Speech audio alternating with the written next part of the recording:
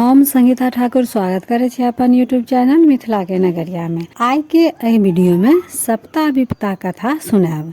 तो चलू कथा सुने से पहले चैनल के सब्सक्राइब जरूर कर लेब। फागुन मास छले, फगुआ के परात छल। आय माय सब डोरा बन्हैत रहथिन, कथा सुनै छलखिन। सलखी एलन नल राजा के आंगन आ हुनका स्त्री के कहलकनि, महात्माइन अहूँ यदि डोरा बान्हितों तऽ रोहिदासक दोसराइत होइत।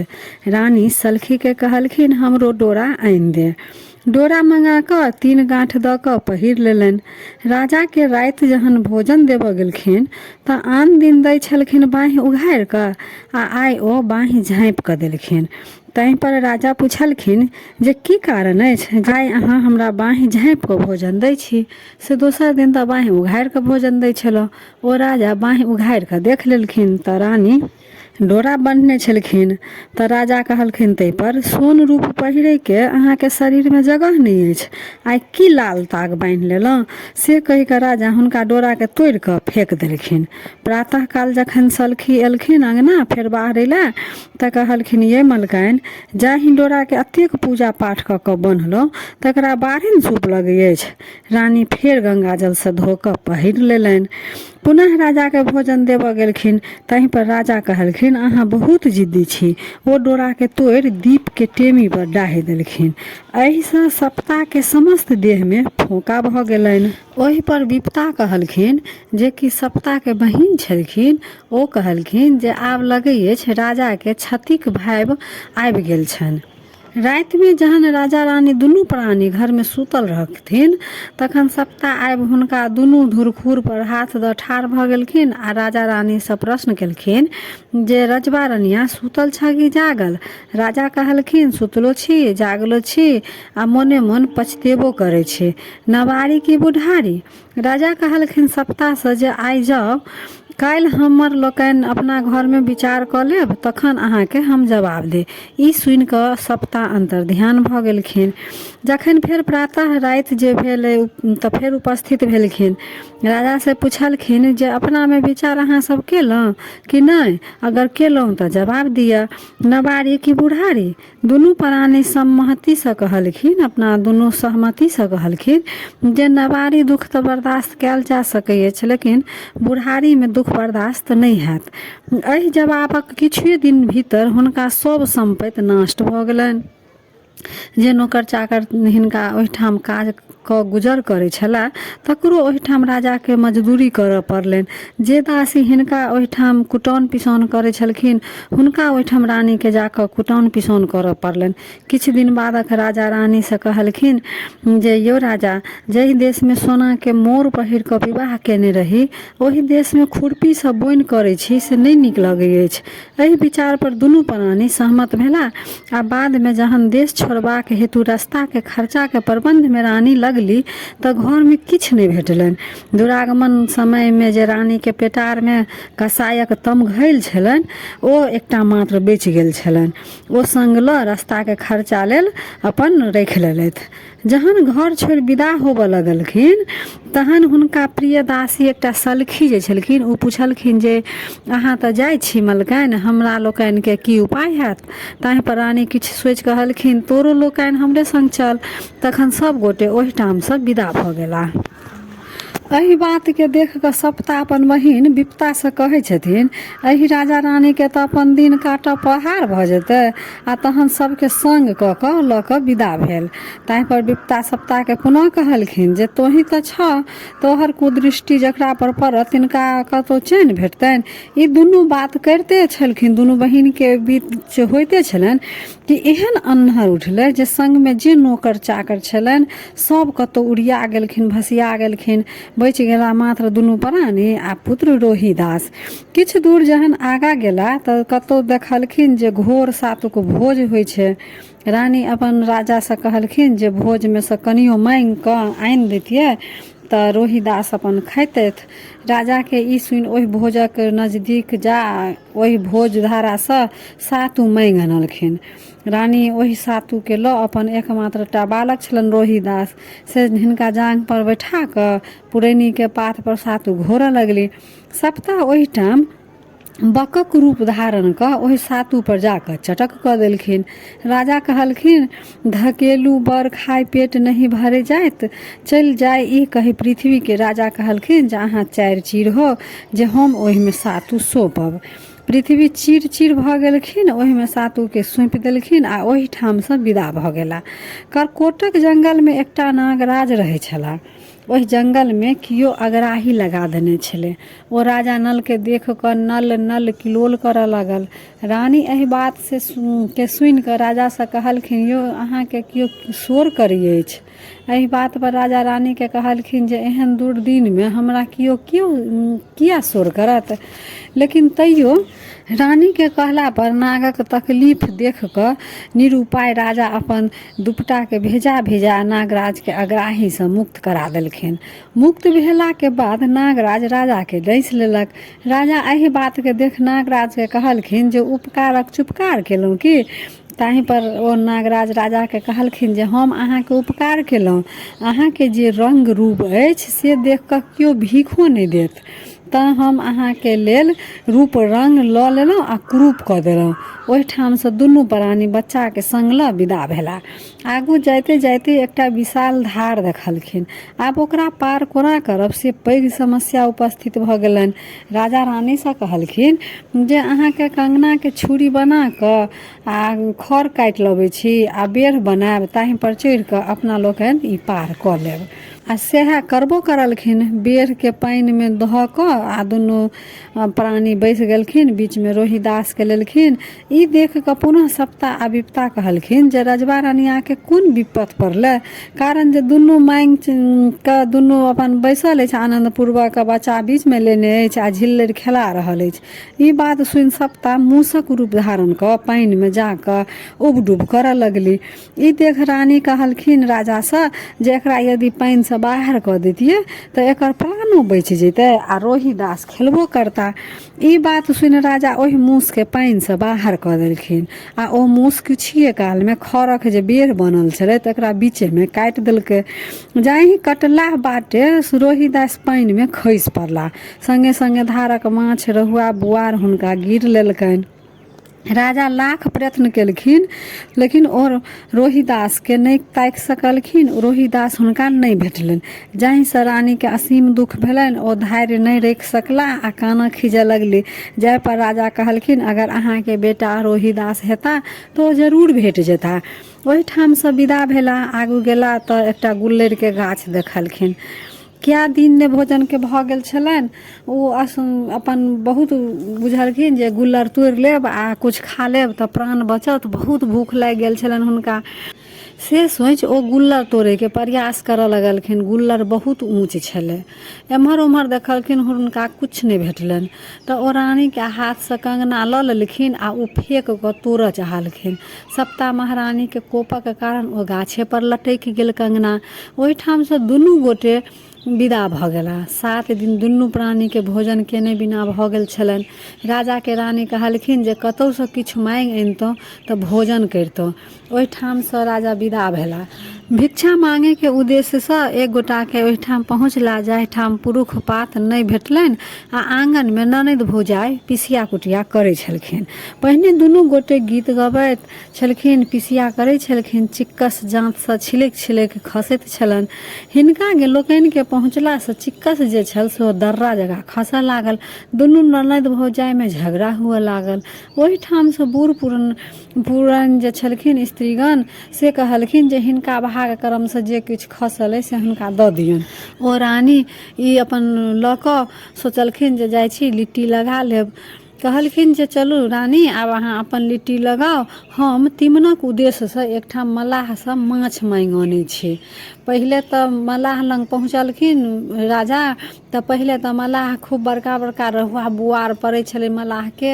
ओ अपन कहाँ पहुँचलखिन कि बस चुन्नी पोठी पड़ऽ लगलनि आ दुनू सार बहिनोइ जे माछ मारै छलै ताहि में झगड़ा हुअ लगलनि। बूढ़ पुरान कहऽ लगलखिन हिनका भाग से जे चुन्ना पोठी पड़ल छनि से दऽ दहुन। राजा रानी लग आबि आबि कहलखिन लिट्टी लगा कऽ माछ झरका लिअ, हम स्नान केने अबै छी। रानीके लिट्टी लगायल आ माछ झरकायल भऽ गेलनि। तऽ रानी सोचलखिन जे कहाँ राजा राजसीय भोजन करै छलाह आ कोना ई झरकल खेता।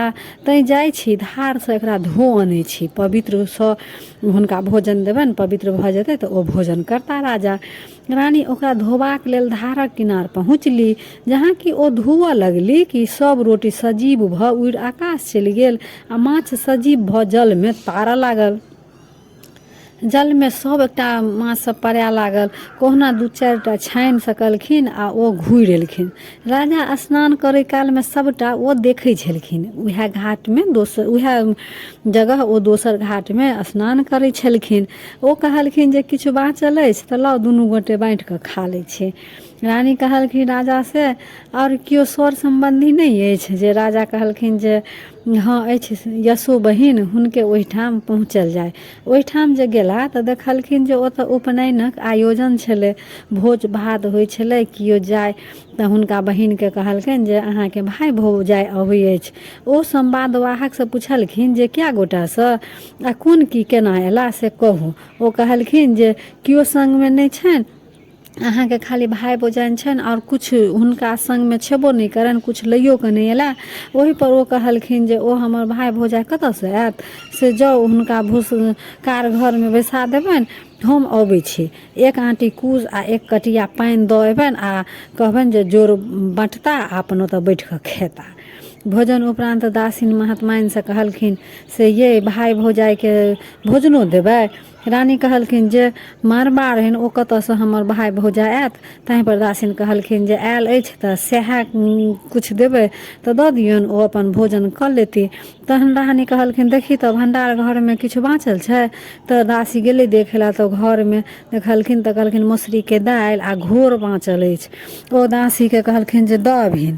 ओ अपन मौसरीके दालि आ घोर जे बचल छलै सएह अपन ओ राजा रानीके दऽ एलखिन आ कहलखिन लिअ अपन बहिन अहाँके भेजलक से इएह बचल छलै से इएह सब खाउ। से सब देख कऽ राजा रानीके बड्ड दुख भेलनि, राजाके बहुत असीम कष्ट भेलनि। तऽ ओ कहलखिन जे इएह सामान अगर हमरा बहिन अपने हाथे दैत तऽ हम जरूर खैतहुँ, लेकिन अहाँ लऽ कऽ अयलहुँ तऽ ठीक अछि, राखि दियौ। राजाके असीम दुख भेलनि बहिन पर आ ओ सप्ता विपताके कहलखिन जे एहन विपत्ति देलहुँ तऽ पृथ्वीके 4 चीर करू, जाहिमे एकरा धऽ देबै। किछुए क्षणमे पृथ्वी 4 चीर भऽ गेलखिन। ओहिमे राजा दालि आ घोरके राखि ओहिठामसँ विदा भऽ गेला। पुनः रानी कहलखिन जे ये राजा आर कियो नहीं अछि अपन जे हुनका एतऽ चलितहुँ। तऽ ओ राजा कहलखिन जे हाँ एकटा बन्धु दोस्त अछि तऽ हुनके ओहिठाम चलल जाय। ओतऽ पहुँचला तऽ जेहने आदर ओ पहिने करै छलखिन तेहने आदर ओ आइयो केलखिन। भोजन कराबै लए बैसला तऽ जतेक 56 प्रकारके पकवान भोजनमे छलनि सब राजा कहाँ छुलखिन कि सब साग पात भऽ गेलनि। करम कियारी बात जिम्मे बैसलहुँ ओगर छागर, भय गेल दंग दंग पर साग। मित्रक बेटी रानी के पुछलखिन जे ये मीत माय हार गाथा अबै अछि। रानी कहलखिन जे पहिले तऽ अबै छल, आब की हैत से नहीं जानै छी। एहि पर मित्रक बेटी हार गाथा लेल देलखिन। हार जहन गथैत रहथिन तऽ एकटा पिठरा नामक हंस आबि कऽ मोतीके गिर लेलकनि। ताहि पर राजा रानीसँ कहलखिन, रानी राजासँ कहलखिन यौ बड़ भारी बात भऽ गेल, सोना चोरीके कलंक लागि गेल। टाट काटि कऽ ओ दुनू प्राणी ओहिठामसँ विदा भऽ गेला। किछु दूर आगू गेलाके बाद रानी राजासँ कहै छथिन ये राजा कने अहाँ अपन जांघ खसेबतहुँ तऽ हम सुति रहितहुँ। राजा सएह केलखिन। एहि बात पर ई देख कऽ विपता सप्ताहके कहलखिन जे एहन कोन विपत्ति जाहिमे साइयक जांघ पर रनिया सुतल अछि आ झिहिर झिहिर बसात लगै अछि, से ई कोन विपत्ति भेल। राजाक मोनमे एकटा पाप उत्पन्न भऽ गेलनि जे स्त्रीगणके उघैत फिरै छी, जँ दिन घुरत तऽ कतेक स्त्री भेट जायत।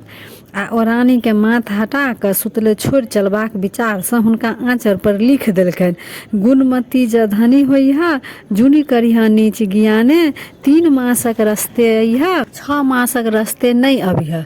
ई लिख हुनका छोड़ि विदा भऽ गेला। ओहिठाम से राजा विदा भऽ मथवासी जातिक ओहिठाम गेला आ पुछलखिन, कियो नौकर राखब? ई सुनि कऽ ओ लोकनि पुछलखिन, तो कोन काज करब?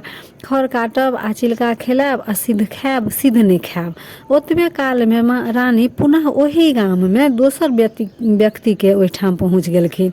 ओ कहलखिन जे हमरा कियो दासी राखब? ताहि पर जिनका ओ कहने रहथिन से कहलखिन दासी के जे अहाँ कोन काम करब? रानी कहलखिन, अर्घा सराय माजब आ केश सिंदूर कऽ देब। राजा एक दिन जहन मालिक के आदेश पर खर काटऽ गेलखिन तऽ खर एक दिस कटै जाय आ दोसर दिस लागल जान। हाँसू जे रहनि तकरा बेंग गिर गेलनि।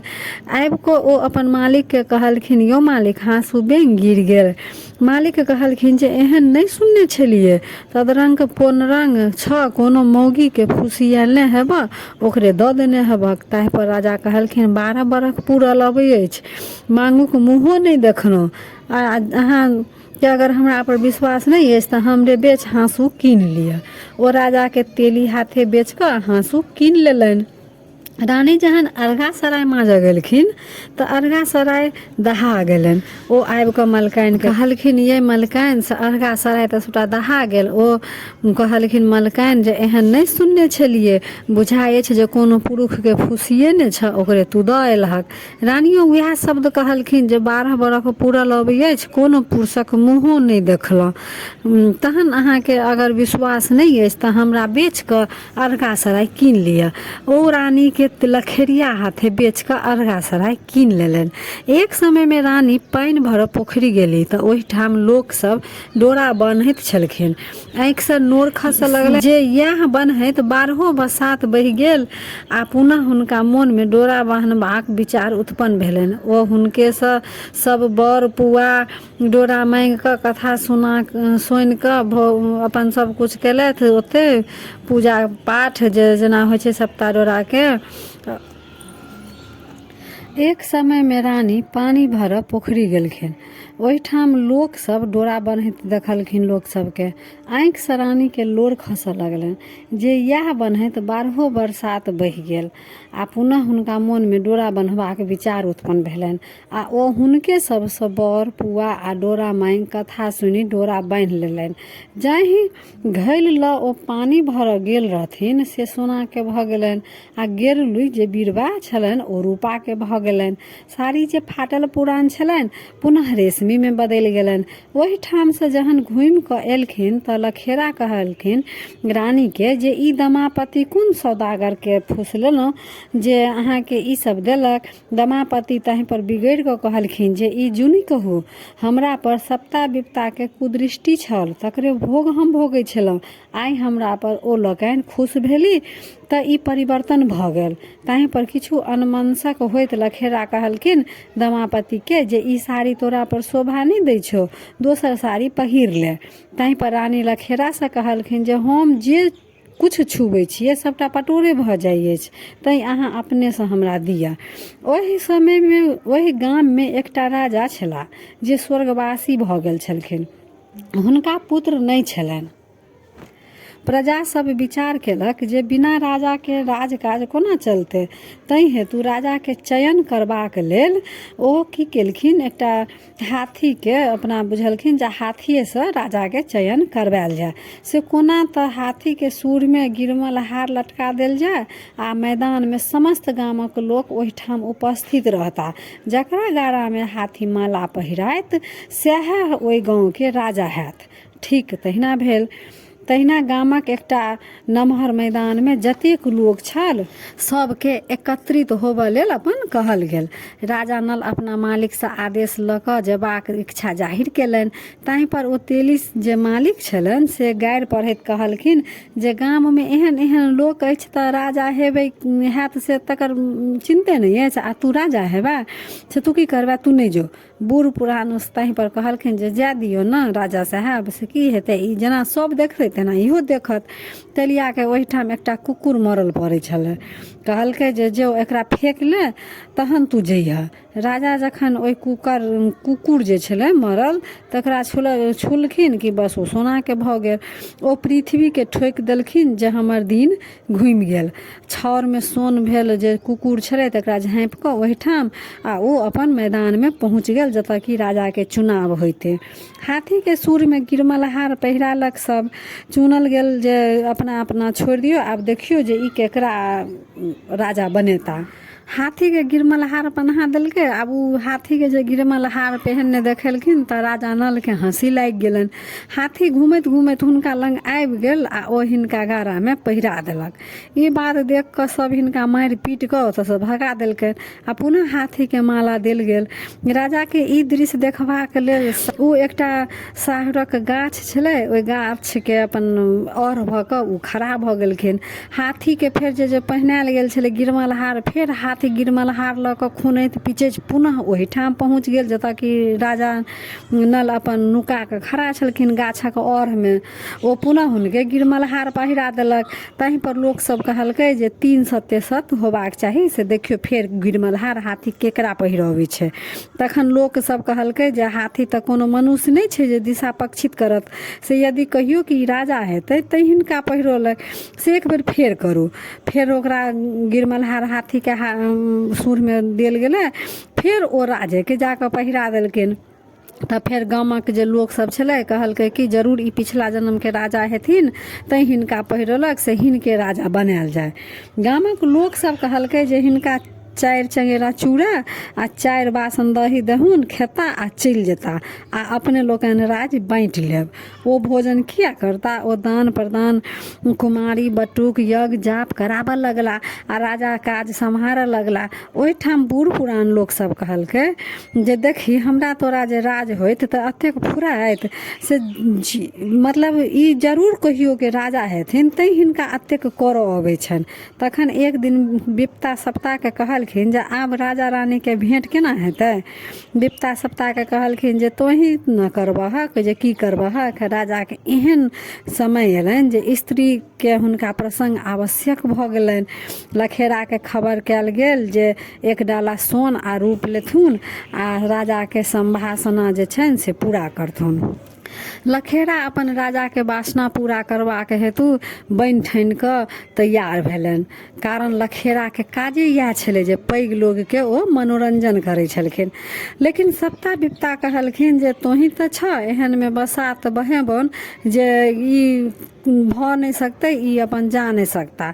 राजा के ओहिठाम जहाँ की बुलाहट भेलनि जे राजा के एतऽ चलै लेल लखेरा के, कि सप्ता लखेरा के पेट में पैस गेलखिन आ दर्दक एहन रूप लऽ लेलखिन जे ओ बाध्य भऽ गेला लखेरा के दमापति के कहऽ पड़लनि जे हम निकास जाइ छी, तू राजा के पैर धोबियन। ओ जहन राजा के पैर धोबऽ लगलखिन तऽ राजा पैरक रुद्र रेखा देख कऽ दमापति के आँखि से नोर खसि पड़लनि। ओ 12 बरखक नोर राजा के पैर पर पड़लनि जे राजा के पैर पर फोका भऽ गेलनि। तहीं पर राजा दमापति से प्रश्न केलखिन जे हम एतऽ सरे सगुने एलहुँ आ अहाँ हमरा पैर पर नोर किया खसेलहुँ। दमापति कहि उठलखिन जे हमरो नल राजा छला, हुनको पैर में इएह रुद्र रेखा छलनि, तकरे पुनः देख हमरा अश्रुपात भऽ गेल। राजा ओहिठाम बहुत खुश भऽ पृथ्वी के ठोकि देलखिन जे रानी हमरा भेट गेली। तखन दमापति कहलखिन अहाँ जे उठि गेलहुँ तऽ हमरा लखेरा खिसियात। अहाँ लखेरा लेल लछटा रुपैया लियो, लहर पटोर लिअ, ओहिसँ ओ लखेरा खुश भऽ जायत। हम जाइ छी। राजा अपने ओहिठामसँ ओतऽसँ चलि एला। लखेरा कहलखिन कि दमापति सौदागर तोही फुसिएल, हमरा जे जुन कही लछटा रुपैया आ लहर पटोर राखल अछि। प्रातः काल राजा लखेरा के खबर केलनि जे हुनका जे दासी छनि हुनकर से हमरा दऽ दिअ। तखन लखेरा दमापति के विदागरी रूप में विदा करै छथिन।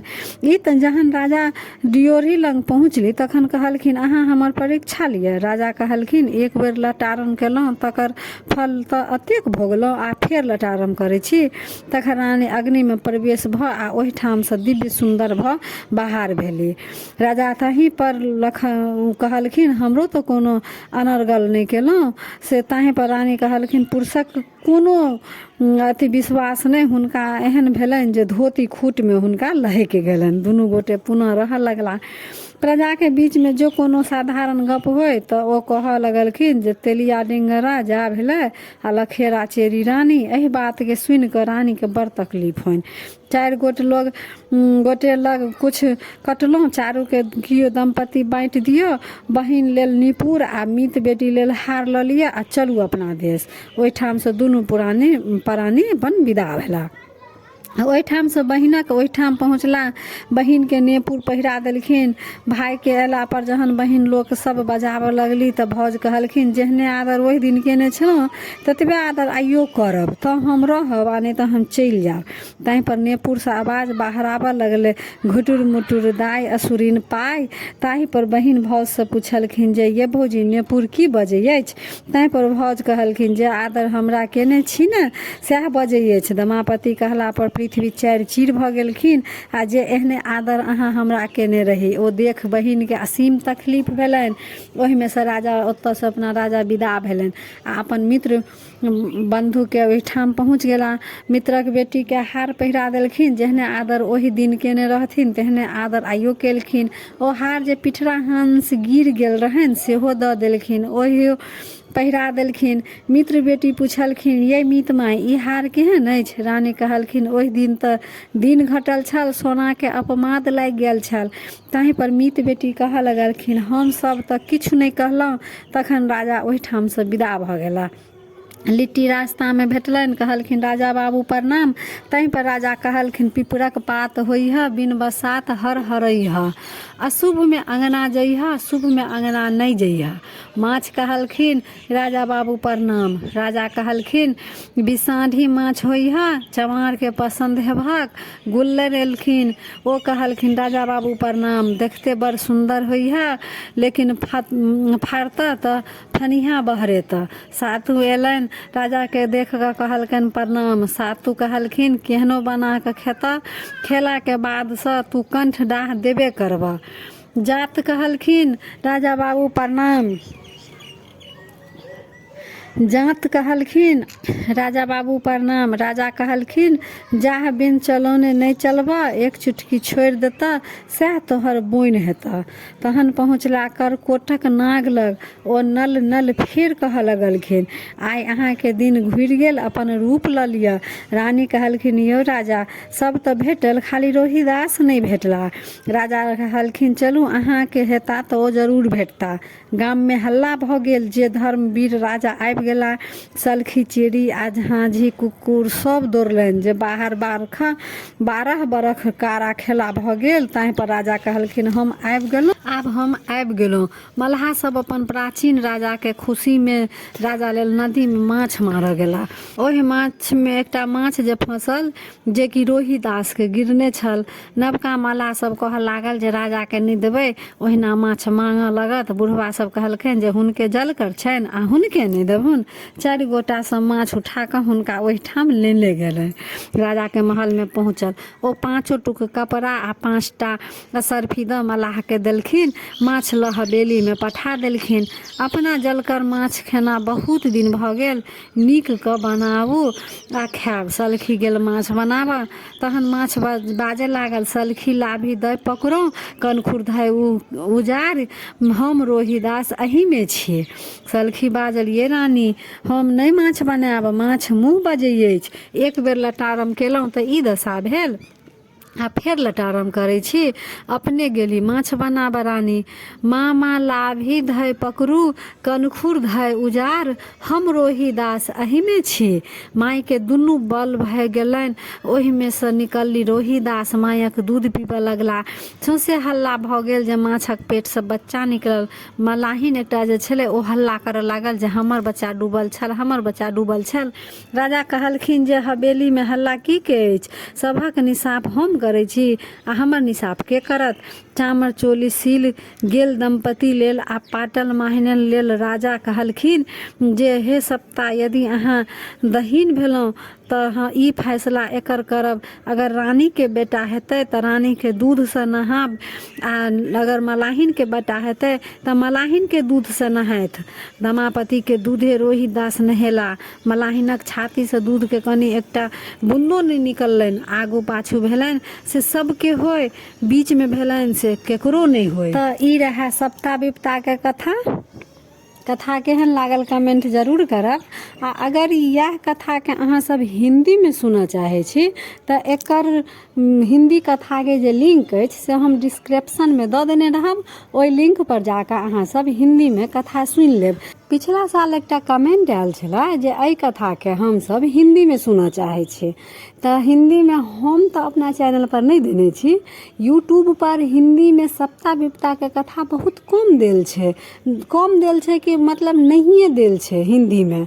सब जगह मैथिलीए में सप्ता विपता के कथा भेटै अछि। तऽ हिंदी में अहाँ सब अगर सुनऽ चाहे छी तकर लिंक हम डिस्क्रिप्शन में देने छियै, तऽ ओ लिंक पर जाकर अहाँ हिंदी में सुनि सकै छी। तब फिर उपस्थित होइ छी एकटा नया वीडियो में नया जानकारी के साथ। तबे तक जय मिथिला जय मैथिली।